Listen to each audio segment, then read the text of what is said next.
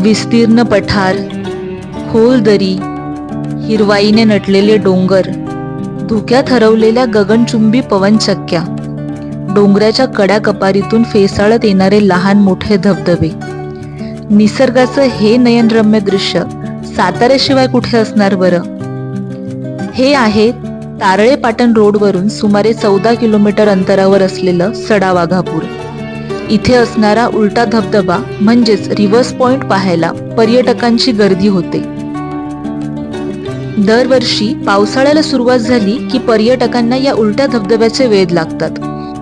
पावसाळ्यात पुण्या मुंबईवरून पर्यटक दाखल होऊन हा निसर्गाचा आविष्कार पाहून मंत्रमुग्ध होतात. तर मग तुम्ही कधी येताय पाटणचा हा उलटा धबधबा पाहायला?